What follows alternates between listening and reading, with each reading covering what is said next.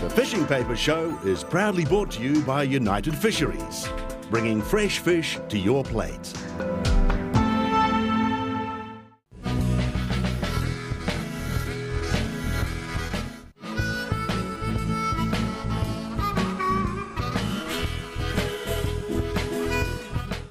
One of the most important parts of using a sounder is setting your gain, or sensitivity, but this is also one of the most neglected.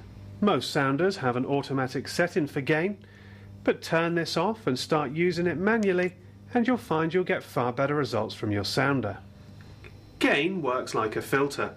If you turn it up to 100%, you are effectively seeing every single echo that is received, whereas if you turn it right down, you are only seeing the very strongest echo.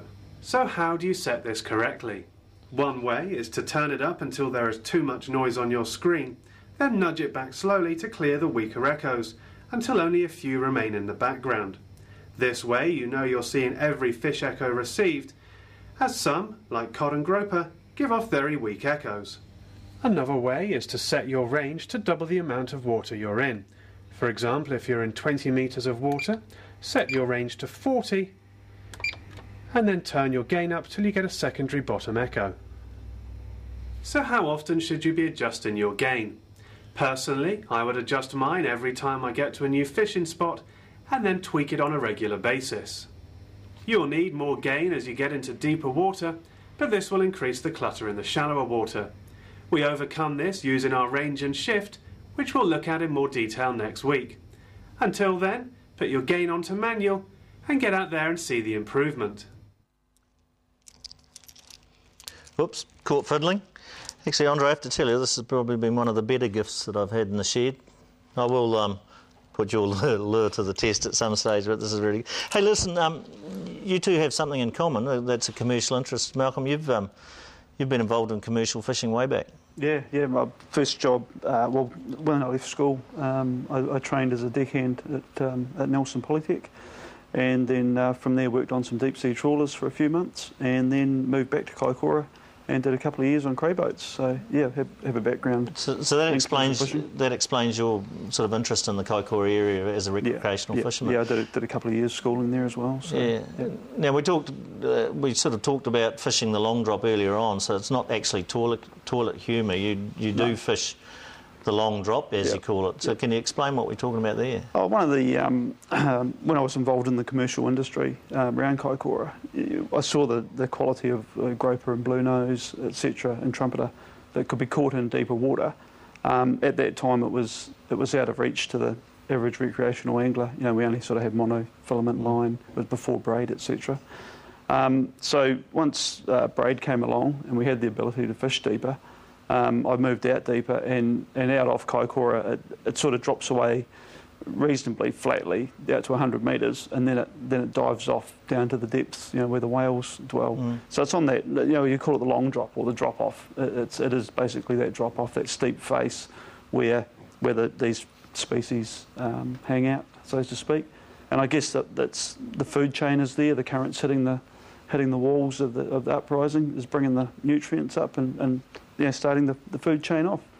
Andre, Malcolm was mentioning species like trumpeter and that blue nose. Are those sort of species that come across your table and at the auction? Oh, absolutely. They're on a daily basis. Groper's one of my favourite fish. I took some home last night. Blue nose, it's probably less known, but yeah, it's a wonderful fish as well as trumpeter. Yeah. So you don't actually go recreational fishing yourself? You have tried it? No, I tried it, but I never caught a fish. So yeah. That was the last 6 hours I spent on the end of a line. Yeah. So you're a man with infinite patience, obviously. Yeah. So what are your vices? Gambling and golf. Yeah. Can't fault that. You're a winner. Well, if I bet on myself not catching a fish, I would. Yeah.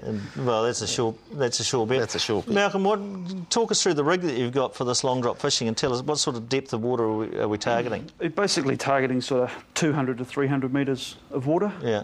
This is your standard dropper rig. There's nothing overly complicated about it. 150-pound backbone and 150-pound droppers. We keep the droppers short to stop the trace wrapping around the main line. And we stiffen the dropper up with a bit of Lumo tube. Does the Lumo tube actually attract the fish as well in the day? I believe it helps, yeah. Because it's quite dark down there, isn't it? Yeah, it is, yeah, and that sucks in all the light you need. Yeah. And then once it gets down there, it glows nicely. A couple of good strip baits on, because the fish you're catching, the groper and the blue nose, tend to suck a bait in. They like a longer, narrow sort of bait. 24-ounce sinker.